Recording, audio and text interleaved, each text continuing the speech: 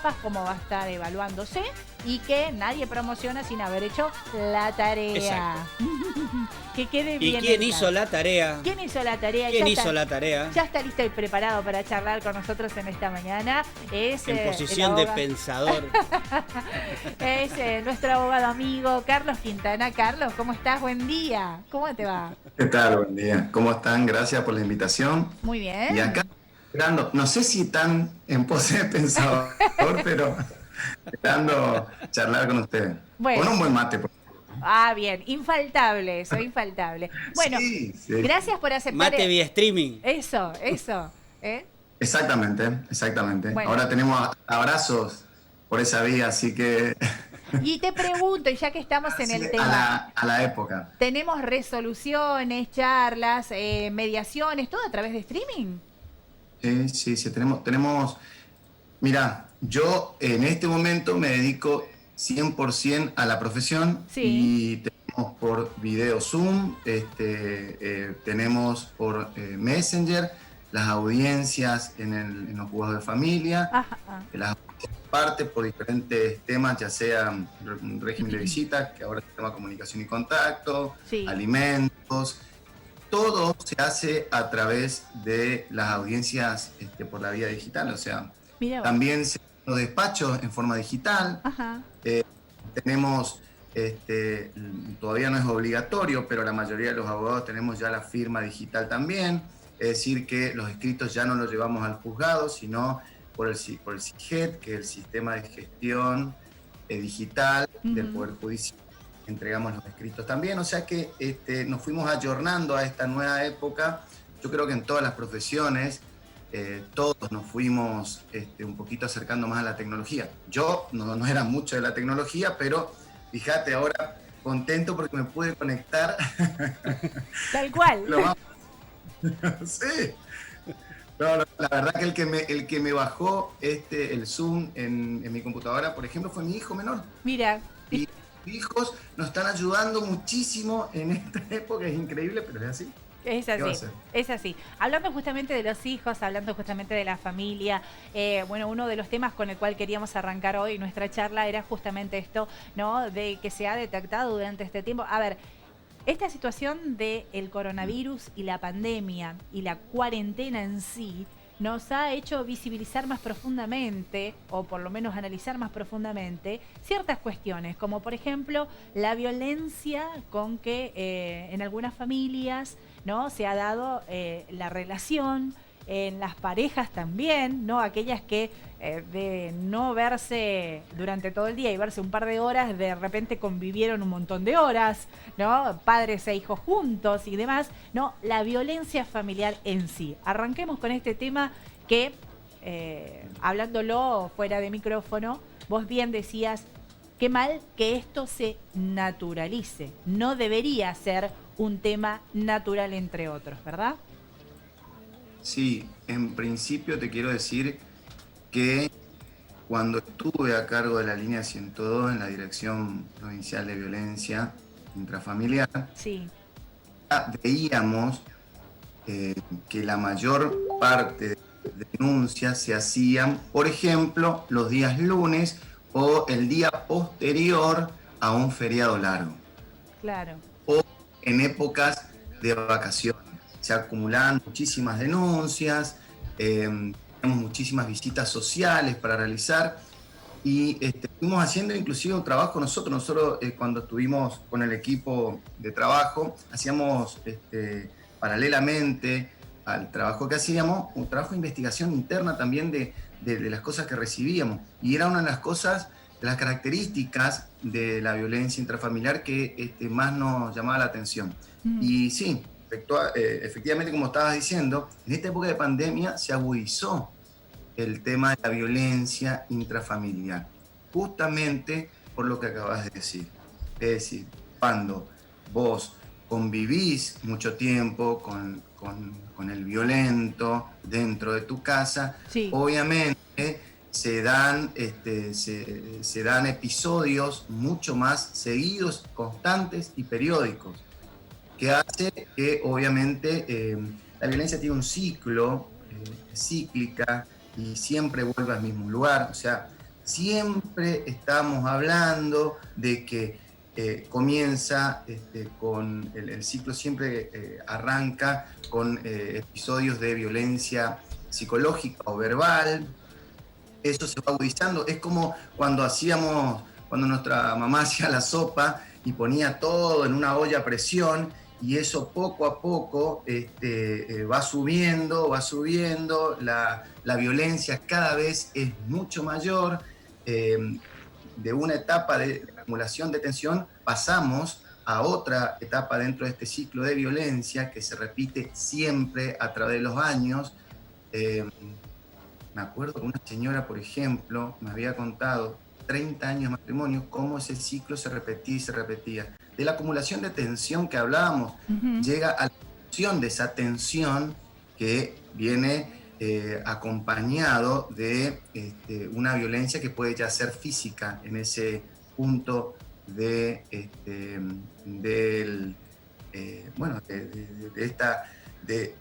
esta repetición, de estos episodios de repetición de violencia dentro de la casa.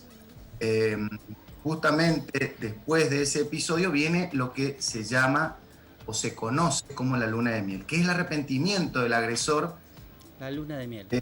Todo lo que hizo, ¿no? Y ahí te promete casamiento, te promete, te voy a comprar esto, te voy a comprar lo otro, nunca más lo voy a hacer, y eso vuelve a repetirse, se vuelve a acumular la tensión, vuelve a explotar esa tensión, y cada vez que explota es peor. Esto cíclica se hace con más violencia aún.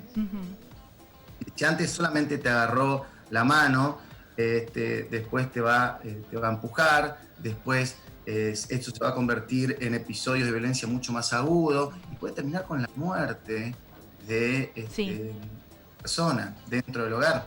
Y uno de los hechos más complejos dentro de por sí la complejidad que lleva el caso de la violencia familiar es la naturalización de los hechos de violencia dentro de la casa, porque también tenemos fuera de la casa.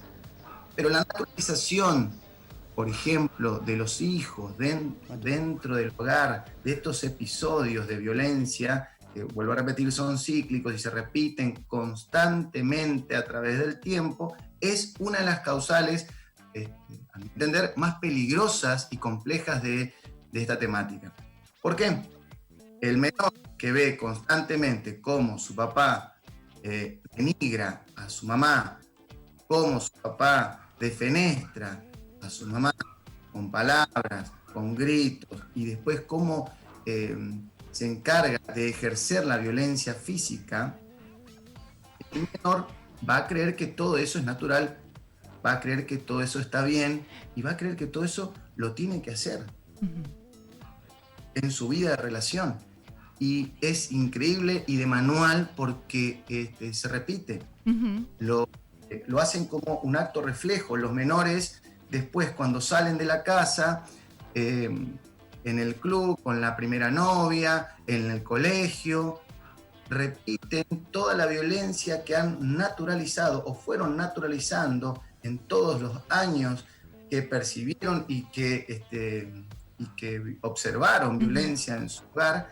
Y es una de las cuestiones, Marité, que es de manual, pasa siempre. A ver, siempre. tengo la imagen para esto. A ver, mira. Ahí está, Sí, fíjate. bueno. Sí, así es. Es sí, así. es. Y esto se forma así, ¿eh? Porque si el padre le grita a la madre le grita al hijo, el hijo se pone violento con la mascota o con los juguetes o lo que, o sea, y esto se naturaliza. Después va a ser el tema que ahí vos decís en ese ejemplo es que mucho más atenuado, vos decís la mascota, y hasta a alguien le puede parecer gracioso. Sí. Ahora, cuando es novia del nene, bueno, ahí está el tema. Tenemos la violencia en el noviazgo. Cuando los que son víctimas son los compañeritos del colegio, tenemos el bullying o acoso estudiantil. Sí. Que son todas manifestaciones de la violencia que se fue gestando y observando en la casa, y se fue aprendiendo como una cuestión natural. Sí. ¿Me entendés? Claro, y Carlos... Es complejísima la situación. Sí. ¿Y cómo se hace en este caso? Porque uno conoce y uno está sabiendo, porque a ver, no es que uno no entiende de que esto... uno lo puede naturalizar entre comillas, porque capaz uno por miedo no dice, por miedo de que el marido te deje, o porque la novia o la mujer te deje, o por lo que fuere, uno se calla y no pasa nada, digamos, no dice nada. Pero está sabiendo en el fondo que sí es una situación de violencia. ¿Qué está haciendo falta para hacer ese clic, digamos, ¿no? Y salir a denunciar. ¿Vos decís, Maritel, menor? El menor, el mayor o quien fuere. Todos se dan cuenta, porque me va a decir que la mujer no está sabiendo de que si este es un ciclo que se va repitiendo, ella sabe que está en una situación de violencia, pero a veces ella... pero necesita ayuda. Está bien. Bueno, ¿a dónde? Ayuda, sola no puede salir, ¿eh? Bueno, ¿cómo sale? Ahí está. ¿Cómo hace ese primer paso, ese clic para decir, basta con esto y arranquemos? Tenemos tanto la situación del niño, tanto la situación de la mujer, o la situación del hombre, o la situación del adulto mayor, que también está dentro del grupo familiar, que no hay que dejarla de lado. Sí. La situación de por sí, vuelvo a repetir, es muy compleja, porque nadie puede salir, es decir, uno de 10, una mujer de 10 pueden salir solas de una situación de violencia, porque están inmersas muchísimo tiempo en esos mismos episodios cíclicos que se repiten y se repiten y se repiten. Es imposible salir solo. Sí o sí tiene que ser con una ayuda terapéutica, con una ayuda social, que tiene que venir sí o sí desde un tercero. Claro.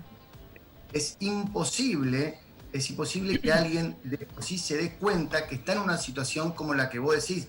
Obviamente la mujer se da cuenta que eso no está bien, la madre dentro del hogar que sufre violencia se da cuenta que no está bien, pero es imposible que salga sola de esa situación, ya sea porque tiene miedo, ya sea porque está angustiada, porque se echa la culpa, ya sea porque le manejan la billetera, y ahí vemos los modos que tiene la violencia de que permanezca la víctima dentro de esa complejidad psíquica de la que hablamos hace un ratito. De lo que le tiene agarrado, digamos, ¿no? Lo tiene agarrado de la situación económica, lo tiene agarrado de la situación de vivienda, de por los chicos, por ejemplo, ¿no? Si vos te vas, te saco los chicos, por ejemplo.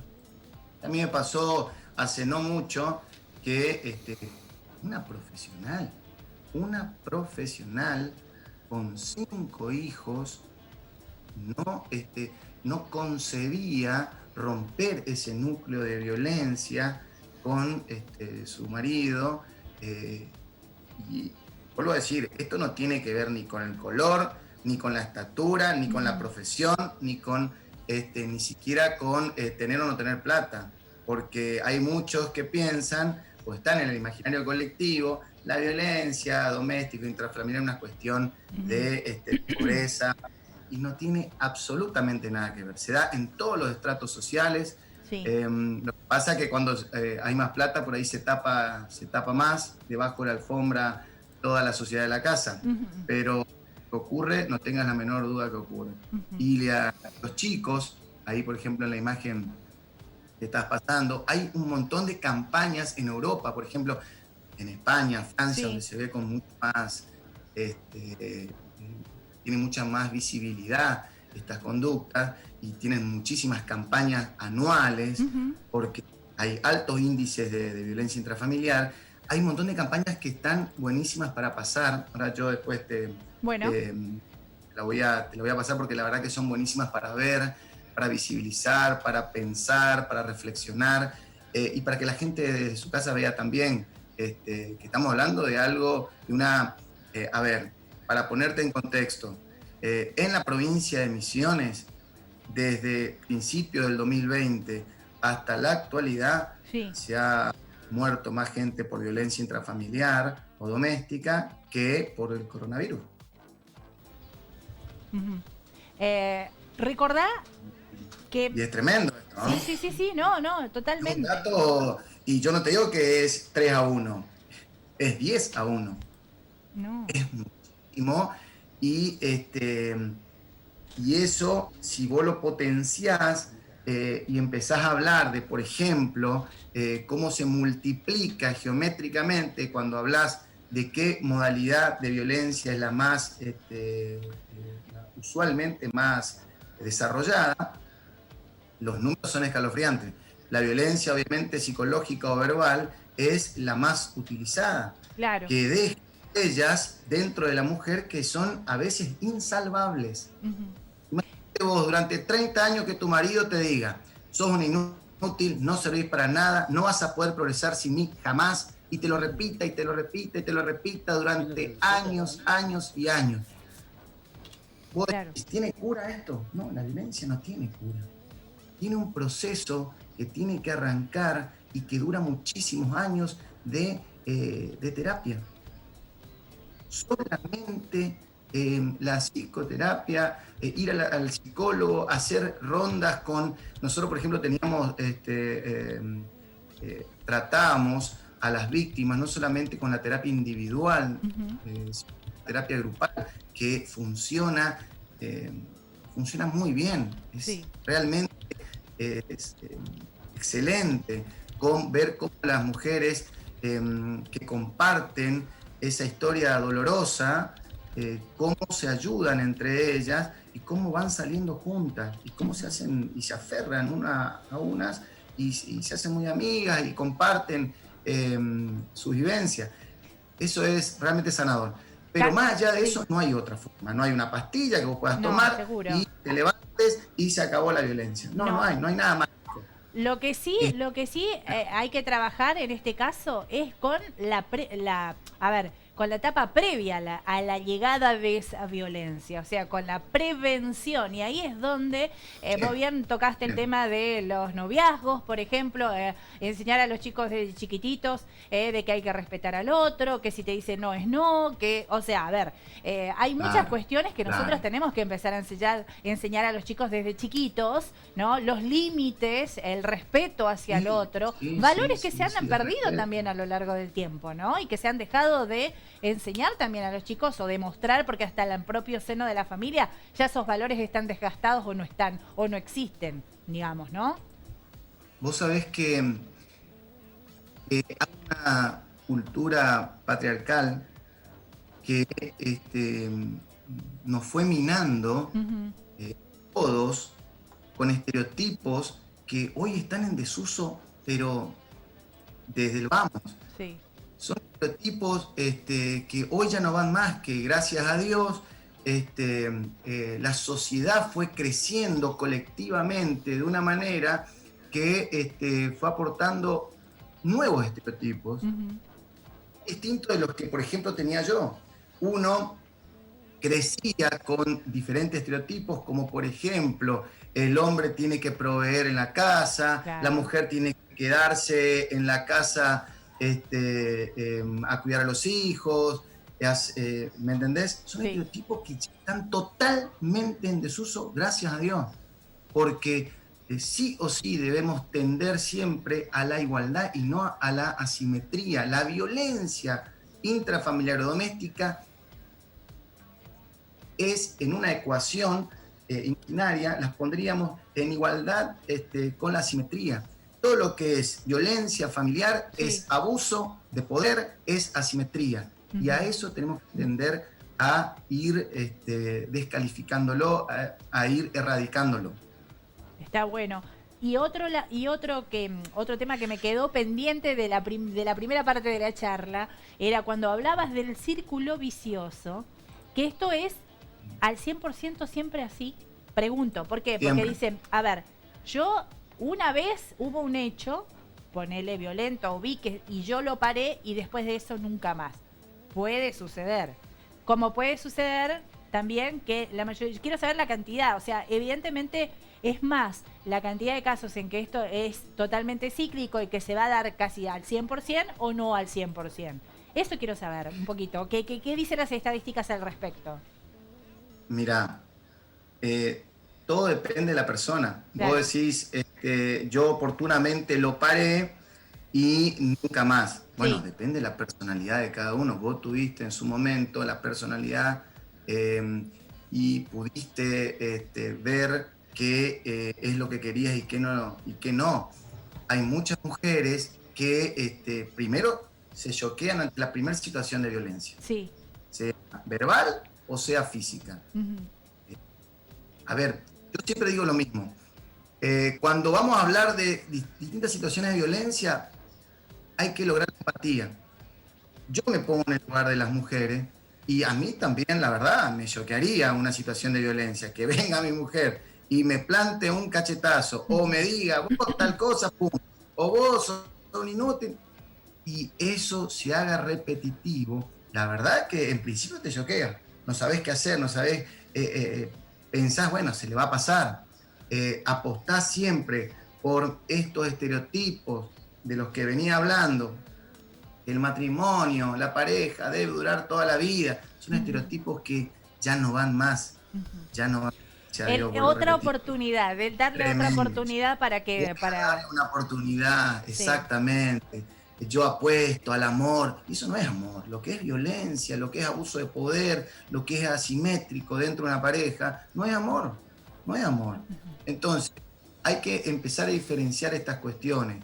Y la persona que sufre violencia, te aseguro que en un 95% pasa por todos estos estados de violencia que son cíclicos y que se van dando sí o sí en todos los episodios. Bien. Absolutamente todos, de manuales, como te decía anteriormente. ¿Todos los casos son parecidos? No, porque todos los casos, obviamente, las personas no somos todos parecidas. Claro. Cada uno tiene personalidad. Vos te pudiste defender, pero ¿te parece a vos que una situación de pareja, de amor, te hace falta defenderte del otro? Si hay amor. Yo quiero recalcar... hay varias cosas para charlar. Sí, mucho. Pero quiero recalcar algo que es básico, que es la información de primera, o sea, del primer paso. ¿Qué es lo que yo debo saber, sí, ante situaciones de violencia y quiero parar esa violencia? ¿Cuál es mi primer paso? ¿Cuál es el primer paso? ¿Y a quién? Si yo tengo que... Mi primer paso es pedir ayuda, ¿a quién pedírsela? O sea, ¿qué es lo primero que debo hacer yo para poder decirle stop, basta o parar con una situación violenta? Primero, darse cuenta que uno está en una situación como la que estamos describiendo, una situación de violencia familiar. Uno está viviendo eso, estos episodios. Lo primero es reconocer, porque la mayoría de las veces pasa que, y hablo esto siempre en mujeres, porque después me dicen, pero no hablaste, hay muchos hombres que somos también violentados, 2%. Ok. De los hombres. El 98% son mujeres que sufren violencia. A ver si nos entendemos. Está bien, pero está bien, lo mencionás. Hay que mencionarlo para no... porque existe. El primer paso es reconocer que uno está pasando por esta situación. El segundo paso es pedir ayuda. Es pedir ayuda profesional. Bueno, ¿a quién pido ayuda? A ver, ¿cómo? Sea del Estado, o sea del privado, o sea de un amigo. Generalmente en estas cuestiones uno recurre a un amigo. Bien. Recurre a un amigo, con el amigo se va o a instituciones públicas o a un psicólogo para que nos dé, nosotros necesitamos una certificación de lo que pensamos y de lo que estamos viviendo.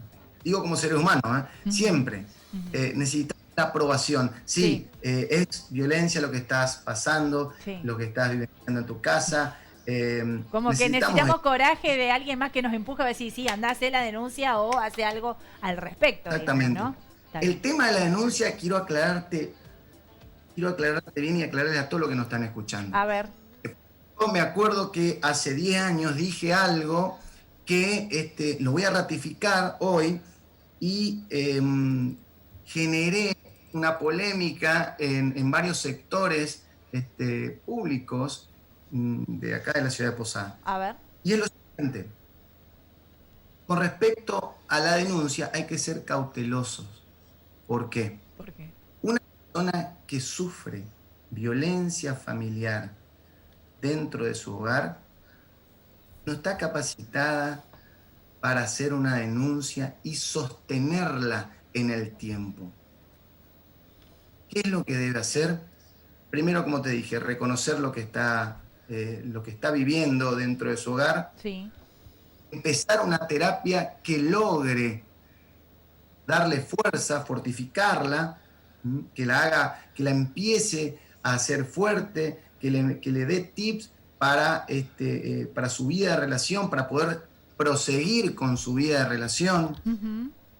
De fuerza a tomar las decisiones que tiene que tomar y posteriormente a lograr esa fortaleza, sí hacer la denuncia. Bien. Te digo que lo dije hace 10 años y te lo vuelvo a ratificar. En un 75% las denuncias que se hacen de violencia familiar, después la misma denunciante no insta la prosecución de la denuncia en el juzgado. Es decir, la deja en stand-by, la justicia después archiva la causa y todo queda en la nada. Pero ¿por qué? Y ahí me quiero detener, Carlos, porque esto es muy importante lo que vos estás mencionando. Esto quiere decir que después de que yo he hecho la denuncia de violencia, tengo que estar insistiendo en que siga mi causa en investigación. O sea, yo tengo que ir detrás de ese expediente constantemente para ver cómo marcha, porque si yo no hago nada y espero que venga una respuesta, nunca la voy a tener. Actualmente, cuando yo hago una denuncia de violencia familiar, yo te digo, actualmente es rapidísimo con respecto a hace 10 años atrás. Que teníamos que estar 2 meses para que se resuelva una prohibición de acercamiento y una exclusión del hogar. Hoy, en 48 a 72 horas, vos ya tenés una resolución judicial de prohibición de acercamiento o de exclusión del hogar de la persona violenta, del victimario. Ahora bien, yo lo que digo es que el denunciante o la denunciante tiene que instar la prosecución de la causa. ¿Qué significa eso? Sí, tiene que ir a su defensor oficial o a su abogado para que siga solicitando medidas, adjuntar pruebas, mover expediente para que no caiga en la nada esta investigación o esta denuncia. Si las situaciones de violencia se hacen configuran un delito, no solamente se va a tratar en el juzgado de violencia familiar, sino que van a ir, inclusive el juez de violencia hoy puede detener por 24 horas al agresor y puede supeditar la causa, según la gravedad de los hechos denunciados, al juzgado de instrucción de turno. Es decir, la violencia familiar es un delito que debe tratarse e investigarse, pero además, amén de ello, el denunciante debe estar detrás de la causa para instar su prosecución. Y eso es muy importante. Seguro. Hace 10 años atrás, lo importante era fortalecer terapéuticamente a la denunciante, a la víctima, para que pueda sostener esa denuncia en el tiempo. Y hoy también es lo mismo.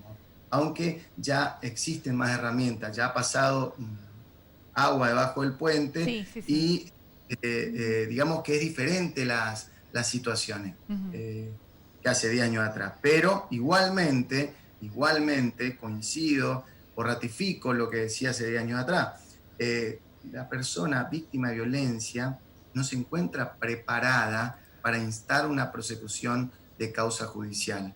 Sí o sí debe estar acompañada, sí o sí debe estar fortalecida por profesionales que la ayuden a sobrellevar estas situaciones que de por sí son muy complejas. Sí, y que eso va a determinar al final de cuentas qué situación posterior. Porque esa también es, ¿para qué todo esto y a qué llegaremos después?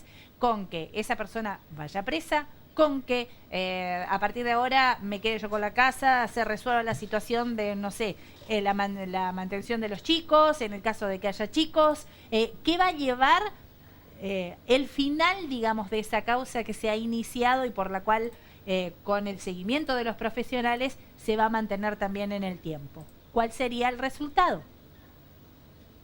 El resultado que toda persona que sufre violencia debe desear es que se corte ese círculo de violencia. Y ¿eso sí o sí con que el otro vaya preso? No, no solamente que se corte el círculo de violencia, es que ambas partes comprendan que una situación con violencia familiar está deteriorada, no hay relación. Entonces, cuando no hay relación, tanto víctima como victimario deben hacer terapia que les ayude a tener mejores relaciones a futuro. Sobre todo teniendo en cuenta que en muchos de estos casos de violencia hay hijos de por medio. Entonces, son los padres los primeros que deben ayudar a los chicos a no, y volvemos al inicio, a no naturalizar los hechos de violencia.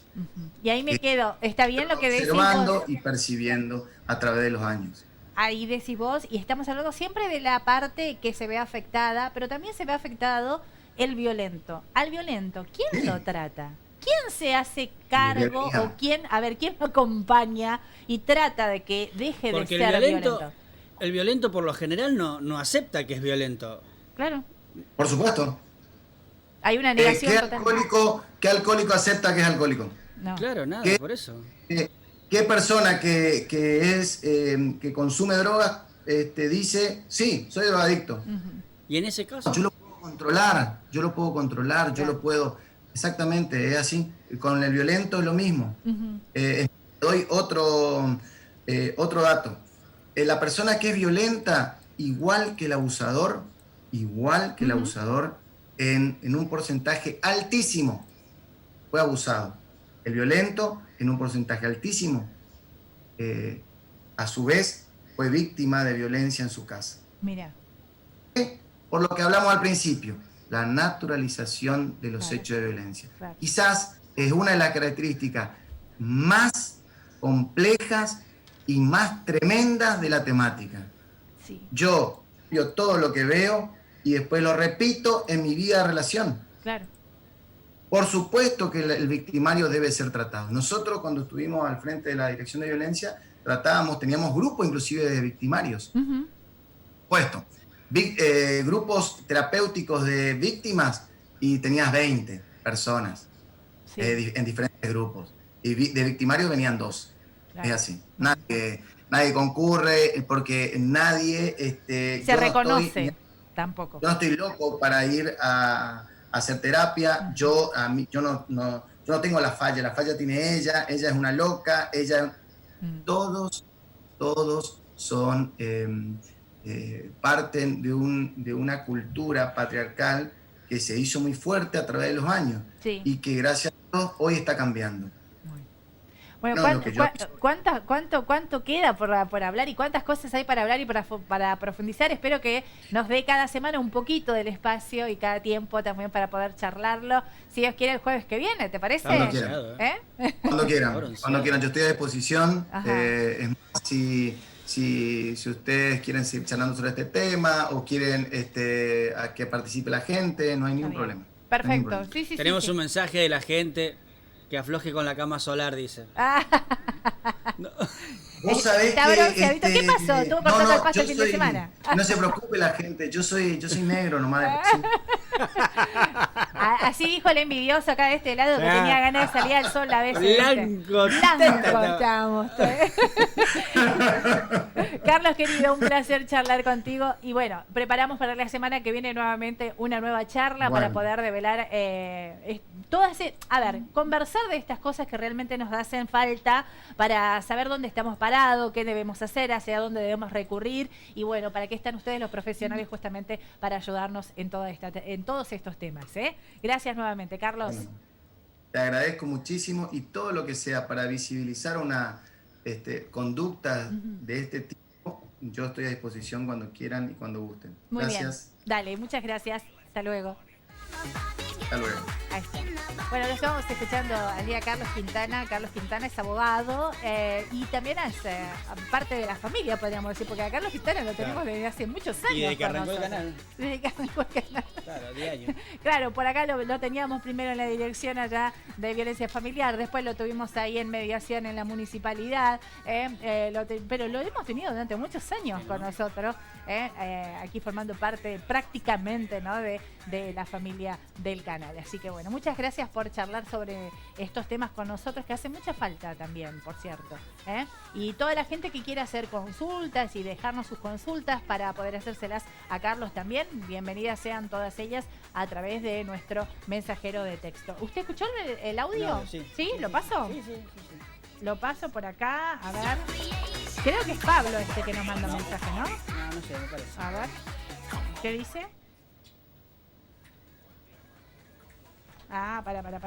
Pará, claro, no tengo Claro. el Lonely. Ahí está. Acá me mandan buenos días. Matecito y sonrisa de por medio.